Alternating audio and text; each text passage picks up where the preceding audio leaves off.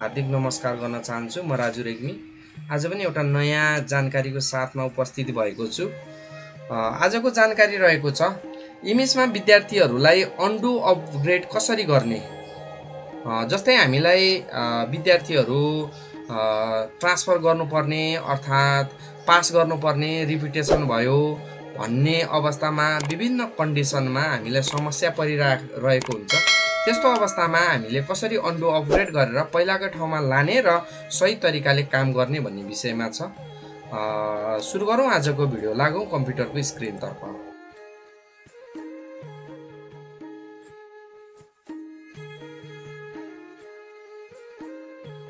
तपाईहरुले आफ्नो विद्यालयको युजर आइडी र पासवर्ड राखेर आफ्नो इमेज लगइन गर्नुस् र सुरुमा स्टुडेन्ट रेकर्ड बटनमा जानु होला।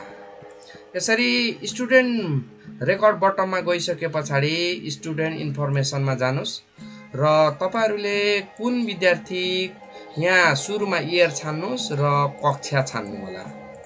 यहाँ कक्षा छानिसके पछाडी लोड बटनमा लोड गर्नुस् र विद्यार्थीहरू देखिनेछ।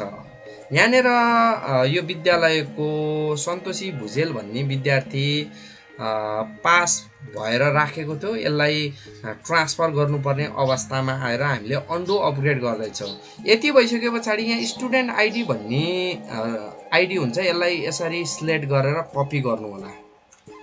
जुन विद्यार्थीलाई हामीले अन्डु अपग्रेड गर्दैछ त्यसको त्यो उक्त विद्यार्थीको स्टुडेन्ट आइडी नम्बरलाई कपी गर्नुस्। यति गरिसके पछाडी यहाँनेर तपाईहरुले देखिरहनु भएको छ अन्डु अपग्रेड भन्ने एउटा बटन छ, मेनु छ। यो मेनुमा जानु होला। यहाँ गइसके पछाडी यहाँ स्टुडेन्ट रजिस्ट्रेसन नम्बर भन्ने छ, यसमा गएर पेस्ट गरिदिनुस् र लोड गर्नुस्।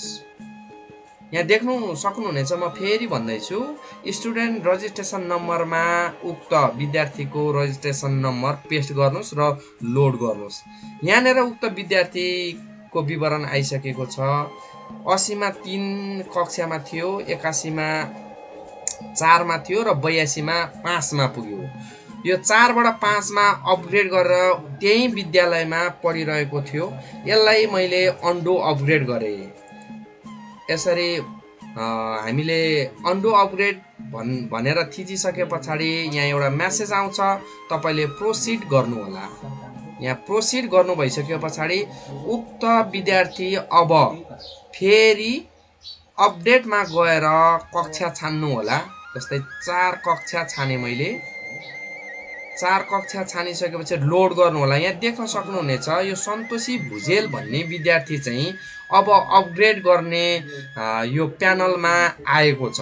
अब चाहिँ यहाँ तपाईहरुले जस्तै यसलाई पास एन्ड ट्रान्सफर गर्ने हो कि डबल प्रमोसन गर्ने हो कि रिपिटेड गर्ने हो कि रिपिटेड एन्ड ट्रान्सफर गर्ने हो कि ड्रप आउट के गर्ने हो अब गर्न सक्नुहुनेछ।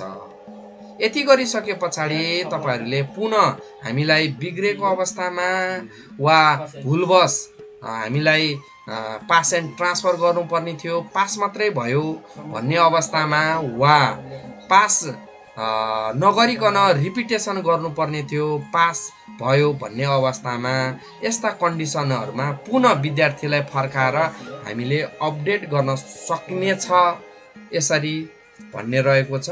हजुरहरुलाई कस्तो लाग्यो आजको भिडियो? सल्लाह सुझाव दिन नभुल्नु होला। मेरो युट्युब च्यानलमा नयाँ हुनुहुन्छ भने पनि लाइक, शेयर र सब्स्क्राइब र बेल आइकनलाई पनि दबाउन नभुल्नु होला भन्दै आजको भिडियोबाट बिदा हुन चाहन्छु। हस्त नमस्ते, बाइ बाइ।